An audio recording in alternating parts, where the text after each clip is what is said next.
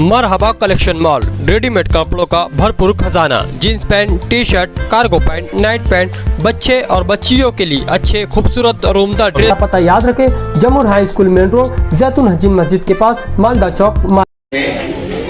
6 assembly हलकों के साथ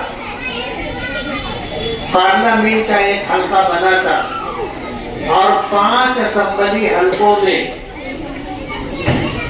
बीजेपी के उम्मीदवार को 1,95,000 से जायद की लीड थी। 1,95,000 से जायद की लीड थी बीजेपी के उम्मीदवार को।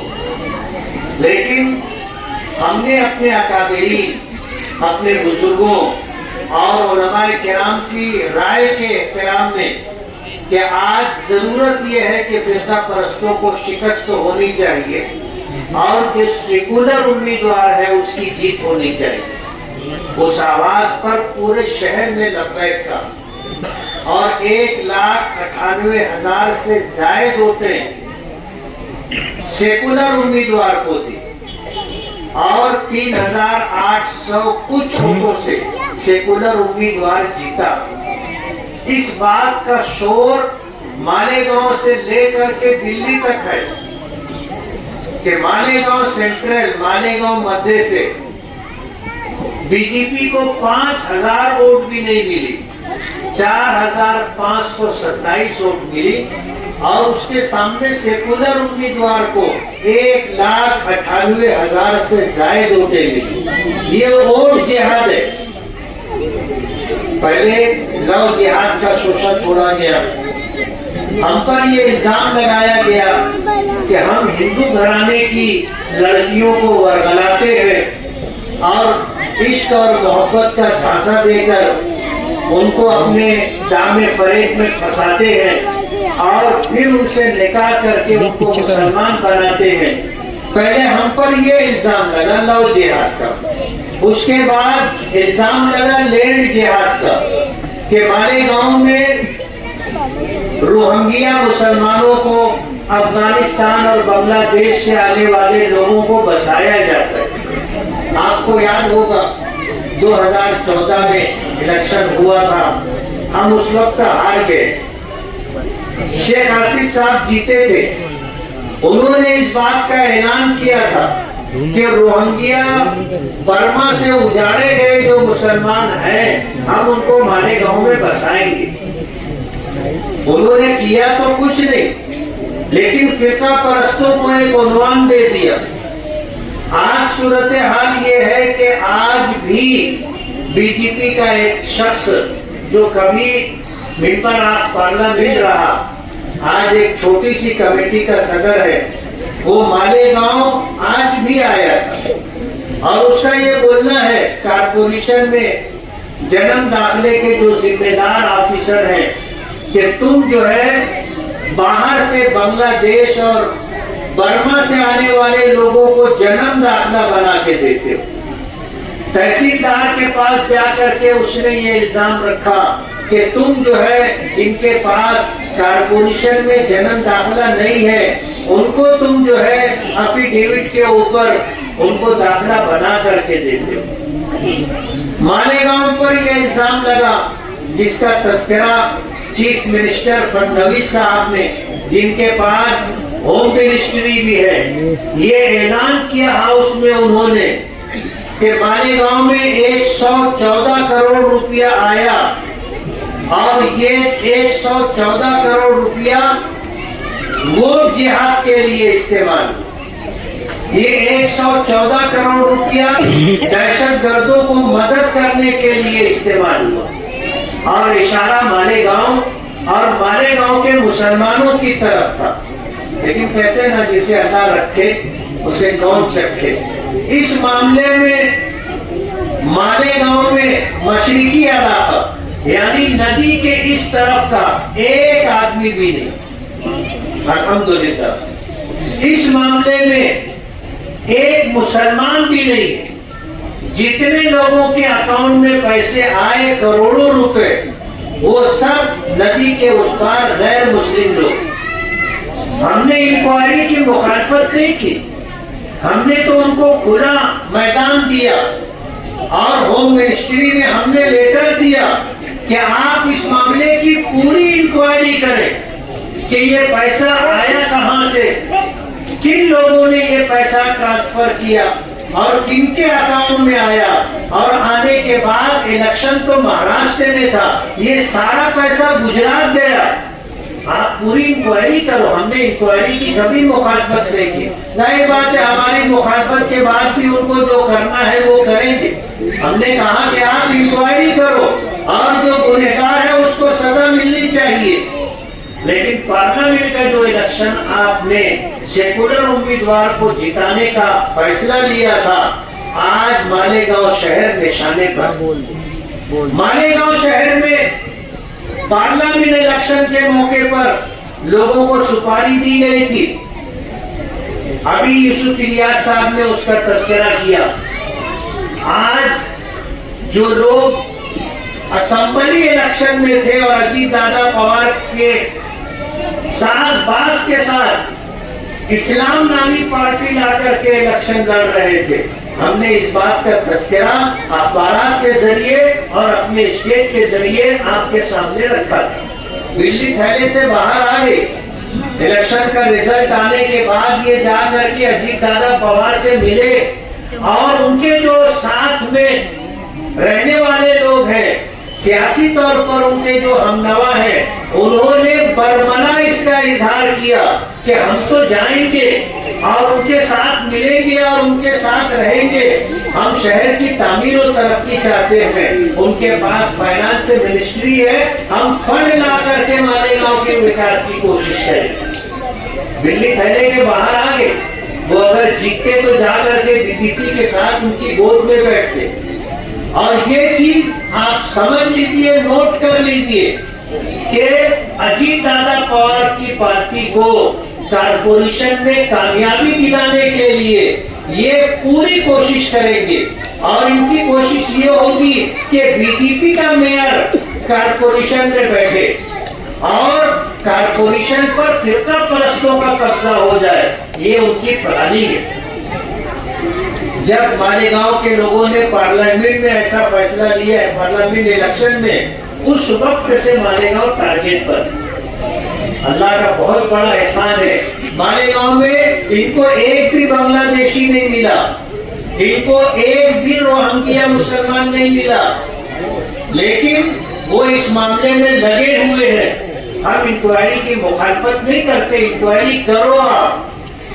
मुल्क का कानून संविधान जो कहता है हम उसको मानते हैं। जो बांग्लादेशी है, जो रोहिंग्या आए हैं हिंदुस्तान में, आप कानून के तहत जो भी मामला है आप उनके साथ कर सकते हो, लेकिन बगैर किसी सबूत के आप मालेगांव पर और मालेगांव के मुसलमानों पर इल्जाम रख रहे हो, ये गलत। आप इंसाफ की बात करो।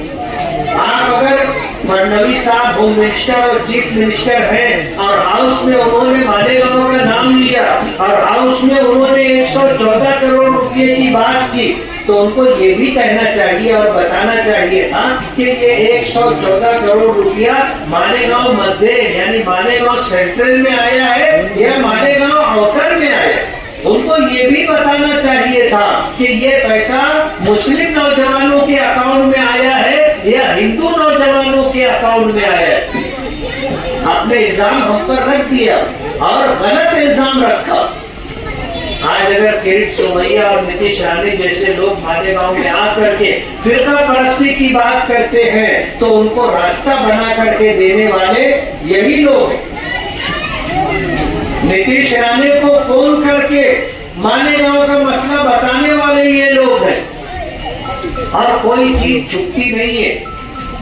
कहते हैं ना कि आदमी किसी बात को छुपाने की सियासत में लाख कोशिश कर ले, लेकिन वो बात देर सवेर सामने आ जाती है। वजह उसकी ये है कि सियासत में ना कोई हमेशा किसी का दोस्त रहता है और ना हमेशा किसी का दुश्मन रहता है।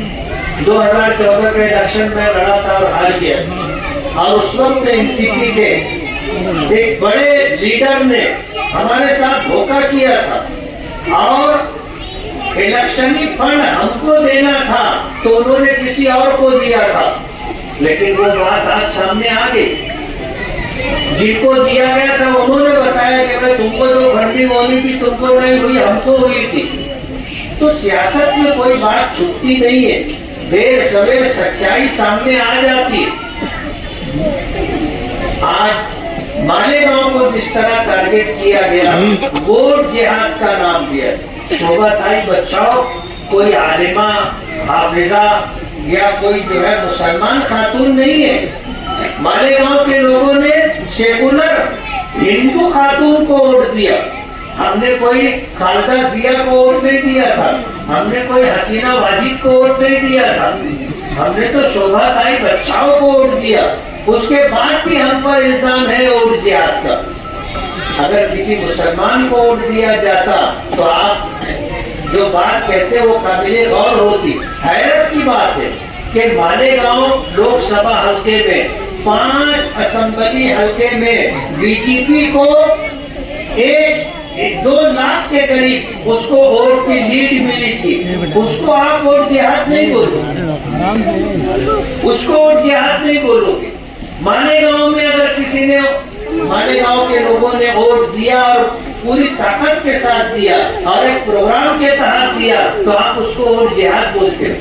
अरे एक असेंबली हल्के में अगर ऐसा हुआ है, उसके मुकाबले में 5 असेंबली हल्के में यही हुआ, उसको आप वोट जिहाद नहीं बोल रहे। और मालेगांव वालों ने जो किया उसको वोट जिहाद बोल रहे। तो मालेगांव को टारगेट किया गया है और मालेगांव के लोगों ने ही टारगेट करवाए। कहते हैं इस घर को आग लग गई घर के चिराग से। यही लोग फिरका परस्तों के हाथ का खिलौना बने और यही लोग जो है वहां से बड़ी बड़ी रकमें ला करके मालेगांव के ईमानदार वोटरों को खरीदने की कोशिश की। हमारे शफीक राणा ने घर के भेदी में जो बात बताई कि हमने 1.5 लाख वोटरों को पैसे दिए, हम पैसा बांटते बांटते थक गए। उनका ये बोलना है, हम नहीं बोल रहे। उनके लोगों का बोलना है कि हम पैसा बांटते बांटते थक गए। 1.5 लाख में से हमको 1,20,000 वोट मिलेगी, हम जीत गए। और इसी भरम में थे, इलेक्शन हुआ, गिनती काउंटिंग बाकी थी, उससे पहले जश्न मनाना शुरू कर दिया था। अभी बंदे मैदान में पूरे हरे लाइट लगा दिए गए थे ना, 3 कंदील पर पूरे हरे लाइट लगा दिए गए थे और शहर के मुख्तलिफ इलाकों में पटाखेबाजी और जो शोर शराबा हो रहा था, मालेगांव के संजीदा लोगों ने उसको देखा है और नोट किया है और उनको पूरा यकीन था कि हम जीतेंगे। हर हरबा उन्होंने इस्तेमाल किया, एक हरबा भी ऐसा नहीं छोड़ा था कि उन्होंने इस्तेमाल ना किया, हर हरबा इस्तेमाल किया। लेकिन किसी शायर ने कहा है ना कि दे बालों पर शिकस्ता सदा हौसला शिकन, तेरा धर्म के कुव्वते परवास पा गए। इतनी शदीद मुखालफत के बावजूद अल्लाह ने जीत अता की। कौन सा काम, कौन सा खाना और कौन सा हड़बा उन्होंने नहीं छोड़ा, सब इस्तेमाल कर दिया। लेकिन अल्लाह का फैसला तो फैसला होता है ना, और उसके फैसले से हमें जो जीत मिली है कम वोटों से मिली, लेकिन ये कम वोट भी ऐसे मोड़ पर अल्लाह ने उनको ला करके छोड़ा कि वो किसी से वसूली भी नहीं कर सकते, किसी से वसूली भी नहीं कर सकते। 1,09,000 वोट, 1,09,400 कुछ वोट उनको मिले, 1,09,700 कुछ वोट हमको मिले, तो वो वसूली भी नहीं कर सकते।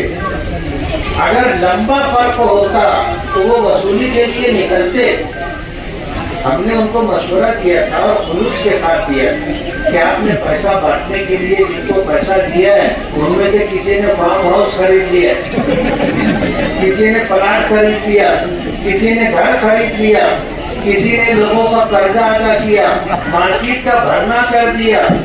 आप थोड़ा इधर भी देखो, बोले मुफ्ती साहब झगड़ा लगा, बोले झगड़ा लगा, नहीं यूनिफॉर्म शोरूम से निकाली गई, उनको दिख भी रहा है, लेकिन कहते हैं ना कि कुदरत जब किसी को मजबूर करना चाहे तो ऐसे कर देती। सब कुछ देखने के बाद भी वो उनसे वसूली नहीं कर सकती।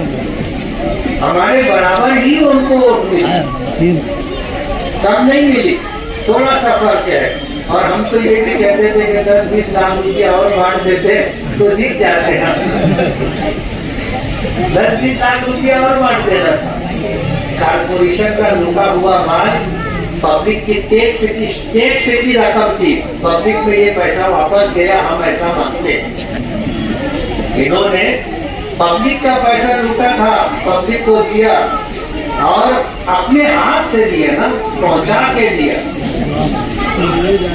मैं इस मौके पर आप सभी हजरात का शुक्रिया अदा करते हुए इस बात का आहिद करता हूँ और इस बात की यकीन दहानी करना चाहता हूँ कि जिस दिन से रिजल्ट आया है उस दिन से एक दिन भी ऐसा नहीं रहा कि हमने कोई काम करने की कोशिश न की। हम हर दिन कोई ना कोई काम करने की कोशिश कर रहे। हाउस में हमें जब कहने का मौका मिला गवर्नर के खिताब पर, तो हमने ये बात रखी कि गवर्नर ने अपने खिताब में 62 मुद्दों का तस्करा किया, लेकिन टेक्सटाइल का कहीं तस्करा है। हमारा शहर बुनकरों का शहर है, टेक्सटाइल का शहर है और पूरे मुल्क में खेती के बाद सबसे बड़ा रोजगार देने वाली सनत और उद्योग टेक्सटाइल है। और माननीय गवर्नर साहब ने जो है टेक्सटाइल का कोई तस्करा ही नहीं किया। टेक्सटाइल जब लोगों को रोजगार देता है तो सरकार को टेक्सटाइल के लिए भी कोई प्लान, कोई स्कीम बनाना चाहिए जिससे ये सनत पनपे, तरक्की करे। एक लूम से 2.5 लोगों का रोजगार जुड़ता है, 2.5 लोगों का रोजगार जुड़ता है। मालेगांव में प्लेन सादा पावर लूम है, सरकार अगर स्कीम बनाती भी है तो जदीद पावर लूम के लिए बनाती है। एयर जेट है, वाटर जेट है, रिपेयर है, उन लोगों के लिए बनाती है, सादे और प्लेन पावर लूम के लिए नहीं बनाती। जबकि पूरे मुल्क में 30 लाख प्लेन पावर लूम है और उसमें से 18 lakh plain power loom Maharashtra में। तो महाराष्ट्र सरकार को इस पर गौर करना चाहिए। हमने गवर्नर के खिताब पर ये बात कही थी कि पूरे स्टेट में अमन व अमान कायम रहे, तो सरकार को इस तरफ तवज्जो देनी चाहिए कि जो लोग नशे का कारोबार करते हैं, जो लोग जुए सट्टे का कारोबार करते हैं, उन लोगों पर बंदिश आनी चाहिए। जो लोग गुंडागर्दी, दादागिरी करते हैं, उन पर बंदिश आनी चाहिए। जाहिर बात है कि शराब 100 बुराइयों की जड़। आदमी नशे में होता है तो फिर कुछ भी करता है। जुआ और सट्टे के जरिए से आसानी से पैसा मिलता है तो आदमी को पैसे की कदर नहीं रहती और यही पैसा उसको गलत कामों की तरफ लेकर के जाता है। आज गुंडागर्दी, दादागिरी मुल्क और स्टेट के अमन व अमान को खत्म करने का प्रोग्राम है। सरकार को इस तरफ भी तवज्जो देनी चाहिए और इस सिलसिले में हम मकामी पुलिस डिपार्टमेंट को भी पाबंद करेंगे और हमने इस सिलसिले में प्रोग्राम बनाया है और इंशाअल्लाह पुलिस डिपार्टमेंट और इसी तरह रेवेन्यू डिपार्टमेंट और कारपोरेशन, इनके खिलाफ जो मामला आज पूरे शहर में लोगों के सामने है, उसको निपटाने के लिए हम शफीक राणा साहब और यूसुफ इलियास साहब और ऐसे जो सरकर्ता लोग हैं, इनको जोड़ करके हम काम करें और इंशाअल्लाह इस शहर से बुराई का खात्मा करने की पूरी ईमानदारी से कोशिश करेंगे। हमने ये इलेक्शन अच्छाई और बुराई के उन्वान से किया। हमने करोड़ रुपए के काम किए, कुछ मौके पर हमने उसको गिनाया भी और हमने अखबारात में इश्तिहारात के जरिए शहर की आवाम के सामने ये बात आ जाए, इस बात की भी कोशिश की। लेकिन हमारे स्टेज से हमने जो मुद्दा, जो उन्वान बनाया था वो अच्छाई और बुराई का था। तो हम इंशाअल्लाह अच्छाई को परवान चढ़ाने के लिए और बुराई को खत्म करने के लिए सब आप जैसे सभी लोगों को साथ लेकर के चलेंगे और इंशाअल्लाह इस शहर से बुराई का खात्मा हो, इस बात की पूरी कोशिश करेंगे। हमारा ये शहर मशरिकी हिस्से में नदी के इस तरफ जो आबादी है, इसमें ओपन स्पेस पर लोगों के कब्जे हैं, गार्डन पर लोगों के कब्जे हैं, रास्तों पर लोगों के कब्जे हैं, रास्ता तंग कर दिया जाता है और आने जाने वाले लोगों को तकलीफ होती है। जमीनों पर कब्जा किया जाता है, नाजायज कब्जा किया जाता है। खास तौर पर गैर मुस्लिम भाई जिनकी जमीनें इस तरफ है, उनकी जमीनों पर दादागिरी करके कब्जा कर लिया जाता है और मुसलमानों को बदनाम करने की कोशिश की जाती है। तो इस शहर से इन जैसी बुराइयों का खात्मा हो, इसके लिए हम पूरी कोशिश करेंगे।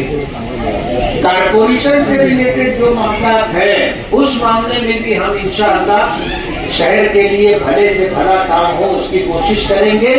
शहर में जब इलेक्शन का मौका था, वोट मांगने के लिए हम घर घर गए, तो खास तौर पर वो लोग कच्चे पक्के इलाकों के जिनके घर छोटे हैं और जिनके पास पानी स्टॉक करके रखने का इंतजाम नहीं है, जब 2 दिन नाले से पानी आ रहा था तो उनको तकलीफ होती थी। ऐसी माँ और बहनों का तकाजा ये था कि 1 दिन नाले से होना चाहिए। हमने उनसे वादा किया था, हमने अपना वादा पूरा किया, लेकिन कारपोरेशन के जो इस महकमे के अफसरान है वो इसकी सही प्लानिंग नहीं कर सके और शहर में पानी को लेकर के एक बहुत बड़ा मसला पैदा हो गया कि कुछ इलाके ऐसे थे जहाँ 3 दिन 4 दिन 5 दिन नल नहीं आया। पूरे शहर में शोर था।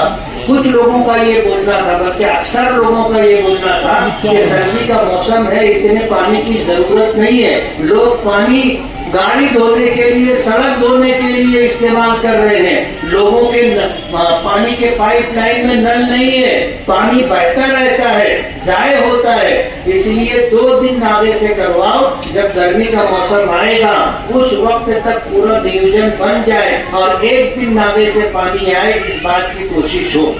आज नियोजन सही ना होने की वजह से आज जो पानी दिया जाता है, एक हल्के में ये समझ लीजिए कि 48 से 57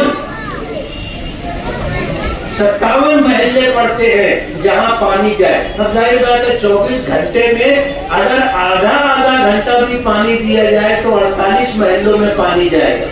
उसके बाद भी 9 महल्ले रह जाएंगे। ये दिक्कत है और इस दिक्कत को खत्म करने की कोशिश की जा रही है। मैं पानी की 5 नई टांकियां बनवाने का फंड लाया हूँ और इंशाअल्लाह वो पानी की जब 5 नई टांकियां बन जाएंगी तो ये जो दिक्कत है कि रात के 3 बजे नल आ रहा है, रात के 2 बजे नल आ रहा है, सुबह 5 बजे नल आ रहा है, हमारी कोशिश ये होगी कि सुबह सवेरे से लेकर के रात सोने से पहले लोगों को पानी मिल जाए और रात आराम से हमारी माएं बहनें सो सके, इस बात की हम कोशिश करेंगे। मैं आप सभी हजरात का और